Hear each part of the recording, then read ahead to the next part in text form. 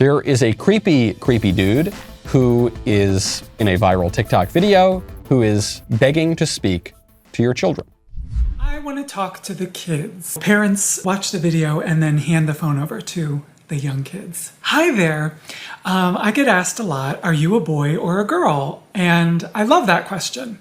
And so I wanted to just tell you, sometimes human beings are more than boy or girl. Sometimes we're something else. Sometimes we're both. Sometimes we kind of float in between, and sometimes we're a boy, sometimes we're a girl, because human beings are creatures, and we're wild and exciting. We are wild, aren't we? And sometimes we're a little more wild than at other times. And we talked about this yesterday. There was a guy who, there was a headline in the New York Post, "My husband is gay and we have 2 kids and we have a wonderful, intimate life together." And everyone's making fun of this article. And I pointed out, what's wrong with it? This guy, why is every sexual choice and sexual identity and sexual desire choice valid, except for that guy's? That guy is saying, look, I'm a gay guy, I have this natural sexual inclination, but I want to have a family, I want to practice my religion, I want to be a part of my culture and my tradition. And so I'm just going to repress that part of me, and I'm going to cultivate these other parts of me, and I'm not going to be deceitful about it. I'm just going to do that.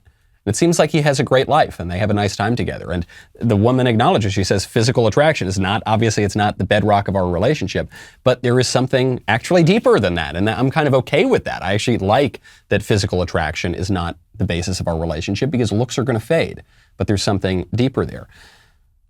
When I watch that creepy guy on the TikTok video trying to talk to your kids about how sex isn't real and, boys should wear lipstick and be fluid and whatever, it reminds me, repression is a good thing.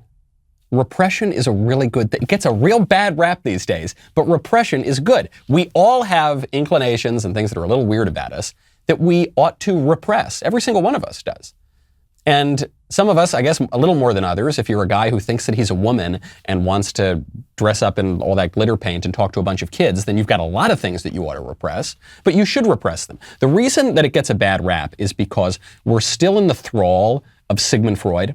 We're still in the thrall of the era of psychology that thought the human brain resembled a steam engine, that thought that the way our desires and our mind works is that we have these natural desires, there's no way to change them ever, and so if we don't let them out, if we don't blow off a little steam, we're going to go crazy and explode.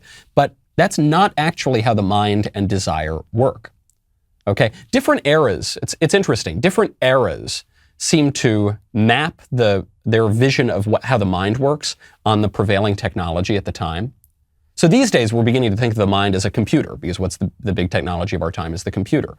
Before that, it was the steam engine. Before that, it was the printing press, this idea of making impressions, imprinting on your mind.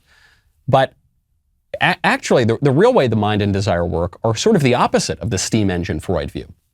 The real way it works is that virtue and vice are habits.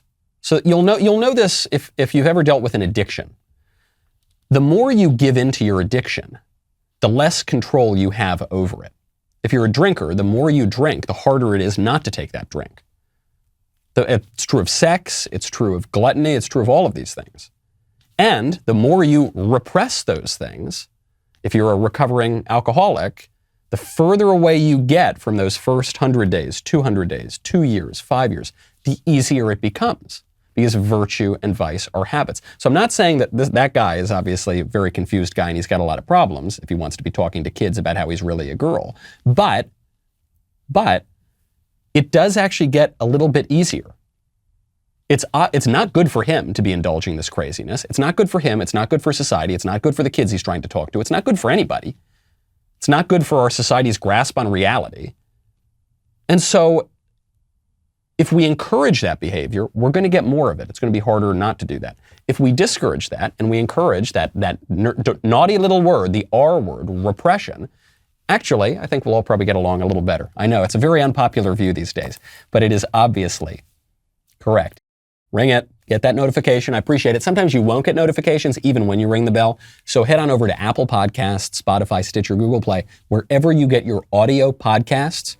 Subscribe to The Michael Knowles Show. Leave a 5-star review if you wouldn't mind. See you next time.